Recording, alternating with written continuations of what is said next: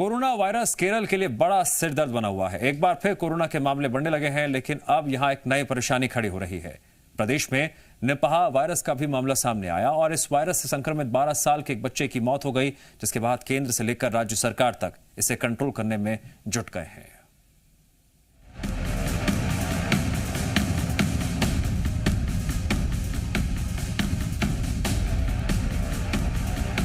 Corona की मार झेल रहे केरल पर एक और मुसीबत आ गई है।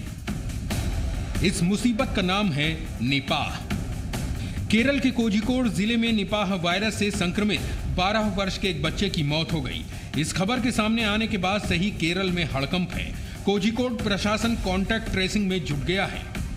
केरल की स्वास्थ्य मंत्री वीना जॉर्ज ने बताया कि फिलहाल बच्चे के संपर्क में आने वाले लोगों को ढूंढ करके उन्हें मेडिकल कॉलेज में शिफ्ट कर दिया गया है।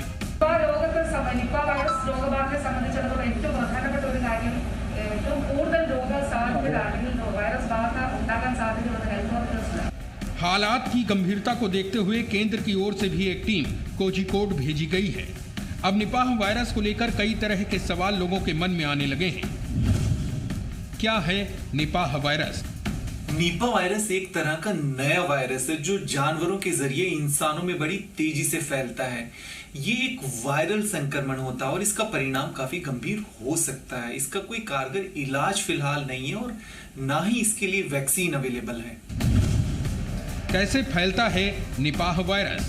दरअसल वैसे तो ये वायरस बैट्स में पाया जाता है और अक्सर ये बैट्स कोई फ्रूट्स खाते हैं या ट्री पर किसी फ्रूट के संपर्क में आते हैं तो उस पर इसका सलाइवा रह जाता है और जिससे ये वायरस उस फ्रूट की सरफेस पर आ जाता है। अगर ऐसे में फ्रूट्स को बिना प्रॉपरली वॉश किए खाया जाए तो ये वायरस आपको इन्फेक्ट कर सकता है। इसके अलावा ये वायरस पिग्स और बैट से यानी एनिमल से ह्यूमन में ट्रांसमिट हो सकता है या फिर इन्फेक्टेड फूड के जरिए ह्यूमन से ह्यूमन में भी ट्रांसफर हो सकता है। निपाह वायरस से संक्रमित व्यक्ति में किस तरह के लक्षण दिखते हैं, ये भी लोगों के बीच में बड़ा सवाल है। संक्रमित व्यक्ति में लक्षण: इस वायरस से संक्रमित व्यक्ति को बुखार, सिरदर्द, मांसपेशियों में दर्द, गले में खराश, उल्टी होना, चक्कर आना, एटिपिकल निमोनिया। फिलहाल निपाह की वैक्सीन नहीं है, इसलिए नियमों का पालन ही निपाह से बचने का एकमात्र रास्ता है।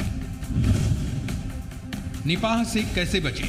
इस वायरस का इलाज फिलहाल नहीं मिल सका है, इसलिए सावधानी ही एकमात्र इलाज है। सावधानी के तौर पर फलों को खरीदते खाते समय सावधानी बरतें। बैट्स और पिग्स के संपर्क में आने से बचना और संक्रमित व्यक्ति के संपर्क में आने से बचना है। इसके प्रति जितना हो सके हमें जागरूकता करनी है। मास्क और सैनिटाइजेशन का इस्तेमाल करते रहना है। कोरोना की तीसरी लहर को लेकर केरल पहले ही केंद्र के लिए बड़ी चिंता बना हुआ है और अब निपाह के आ जाने से राज्य और केंद्र दोनों की चिंताएं बढ़ गई हैं।